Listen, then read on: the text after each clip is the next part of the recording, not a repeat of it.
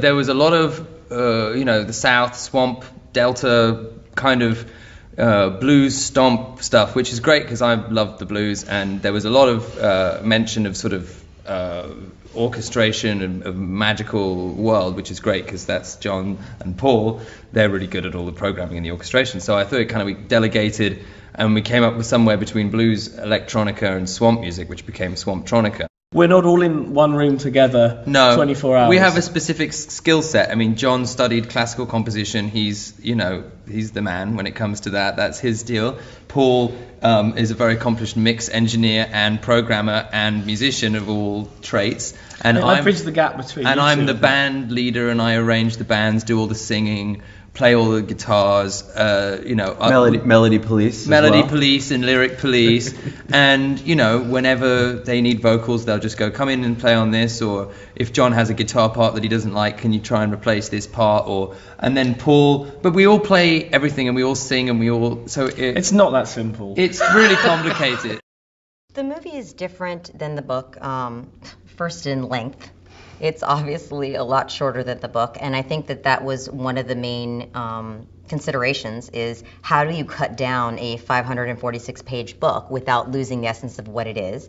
And I think Richard did a phenomenal job of that. He obviously had to change certain things, but he kept the core of family, of the struggle with individuality, light and darkness in our world. Power. Yeah, personal power, and also the essence of our characters. And he found actors that could embody those characters and wrote dialogue and scenes for them to accomplish that. We were impressed with Richard from the very beginning, partly because, he's been nominated for an Academy Award. He's an impressive guy. But most of all because he sat down with us with his little black notebook with tiny, tiny writing and a million lines of questions. And he took the magic of our world so seriously. And I said to Cami, this is the guy. Yeah. Because he cared as much as we did. And he understood, that there have to be rules in a universe and you can't break those rules. He wanted to know, far beyond what was just even in the book. There's a lot of visual effects in this film. There's a lot of unique magic that's happening in the movie that we build up throughout the film, and those are very important scenes. Especially with Seraphine, one of the main characters in the film, and her powers. And then we have a superstorm at the end of the movie, which is really cool. We have flashbacks that occur that are very unique. And we have a Castor library, which contains the Book of Moons and all the magic for that, which is also really unique and very interesting in terms of the set design and the visual effects that are happening in that world.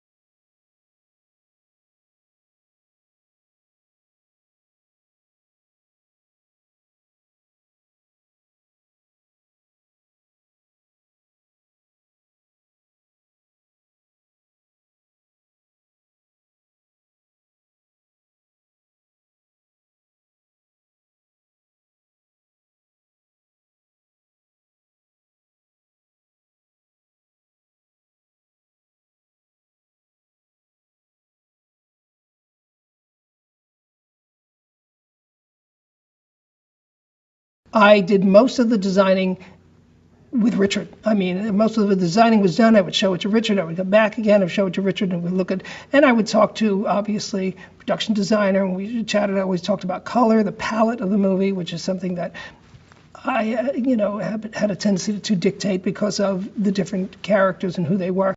I think that what the movie is really about is the ability for somebody at a ripe young age to decide that they don't necessarily have to accept the role that's been predetermined for them, and that they have the ability and right to claim their own destiny. What I really loved about what Richard did is that he took a young adult novel, which had some really wonderful and entertaining qualities to it, and so in it, Richard really made it into a personal movie and a very personal story. What I really liked about the script is that Richard took the genre aspect of it, and really extended the story and what it was about well beyond it. And the genre just became a metaphor for something that's a very universal experience in growing up. Coming to see a movie that's a mystery, and you've got to unravel with our cast members what that mystery is, and that's the beauty, and the locket obviously plays a big part in that. Richard LaGraveness is as great a storyteller as we have working today in film.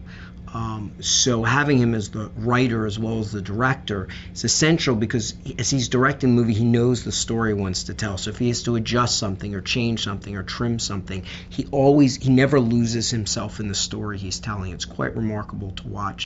I always feel that shooting practical locations is better than just relying on visual effects. I think sometimes when you have too many visual effects, it can throw you out of the movie if people can tell. And I think for the actors, being in the real location, in the real situation is always a catalyst for better performance. And so we made a real choice to try to either go to practical locations or build locations as opposed to relying on visual effects. The great thing about Beautiful Creatures is, at the center of it is a fantastic relationship between Ethan and Lena, but there's so much more to the film in that it's got humor, it's got a lot of mystery, and there's a real discovery to be found in the movie about who these characters are, what their powers are, and how they relate to one another. Richard was very insistent that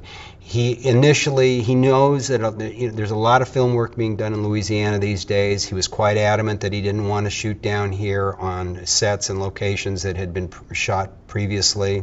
He wanted to find virgin material. This is like a lot of directors always want this, but the old D.W. Griffith saying, a rock is a rock, a tree is a tree, shoot it in Griffith Park.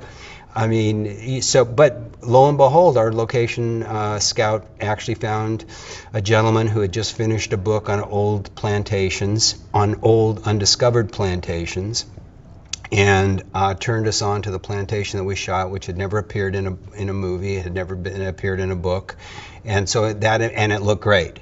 And it was run down, and it kind of looked like the exterior of Ravenwood. And so Richard really responded to that, and that actually was the first location we ever found. A lot of directors don't have the rapport with actors that Richard has with them. I think that he holds them in great esteem.